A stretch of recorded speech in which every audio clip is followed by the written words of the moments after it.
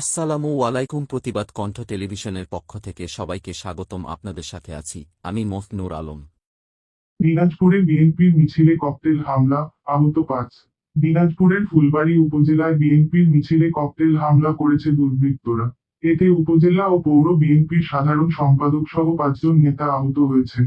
মঙ্গলবার ৪ঠা ফেব্রুয়ারি সন্ধ্যা ৭:৩০টার দিকে ফুলবাড়ী শহরের ছোট যমুনা ব্রিজের পূর্ব পাশে এ হামলার ঘটনা ঘটে। উপজেলা বিএনপির নেতাকর্মীরা বলেন, আওয়ামী লীগের লিফলেট বিতরণ কর্মসূচির প্রতিবাদে কেন্দ্রীয় কর্মসূচির অংশ হিসেবে ফুলবাড়ী উপজেলা বিএনপি ও অঙ্গ সংগঠনের নেতাকর্মীরা একটি মিছিল বের করেন।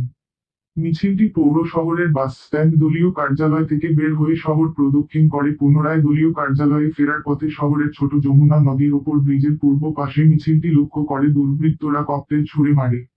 এই সময় ৩টি ককটেল বিস্ফোরণ হয়। এতে আহত হন উপজেলা বিএনপির সাধারণ সম্পাদক মোস্তাক আহমেদ চৌধুরী খোকন, পৌর বিএনপির সাধারণ সম্পাদক শাহাদত হোসেন শাহাজুল, পৌর যুবদলের যুগ্ম আহ্বায়ক শাহেদ ইসলাম, যুবদল নেতা নুরনবী ও বকুল। এরপর মিছিলটি ছত্রভঙ্গ হয়ে যায়। আহত নেতাকর্মীদের উদ্ধার করে ফুলবাড়ী স্বাস্থ্য কমপ্লেক্সে ভর্তি করা হয়। এদিকে উপজেলা বিএনপির সাধারণ সম্পাদক ও পৌর বিএনপির সাধারণ সম্পাদকের অবস্থার অবনতি হওয়ায় উন্নত চিকিৎসার জন্য দিনাজপুর মেডিকেল কলেজ হাসপাতালে প্রেরণ করা হয়। উপজেলা যুবদলের যুগ্ম আহ্বায়ক শিবলি সাদিক বলেন, আওয়ামী লীগের লিফলেট বিতরণ কর্মসূচির প্রতিবাদে আমরা একটি শান্তিপূর্ণ মিছিল নিয়ে পৌর শহর প্রদক্ষিণ করে দলীয় কার্যালয়ে ফিরছিলাম।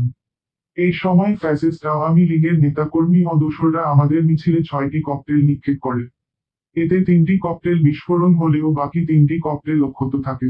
দ্রুত তাদের গ্রেপ্তার করে আইন অনুযায়ী ব্যবস্থা নেওয়ার দাবি জানাচ্ছি। ফুলবাড়ী উপজেলা বিএনপির ভারপ্রাপ্ত সভাপতি মাওলানা নবিউল ইসলাম বলেন, এই ঘটনার তীব্র নিন্দা, প্রতিবাদ ও ঘৃণা জানাচ্ছি।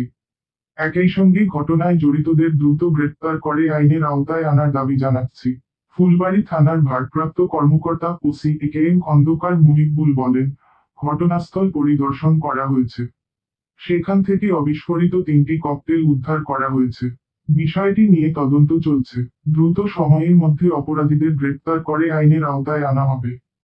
গণমাধ্যমে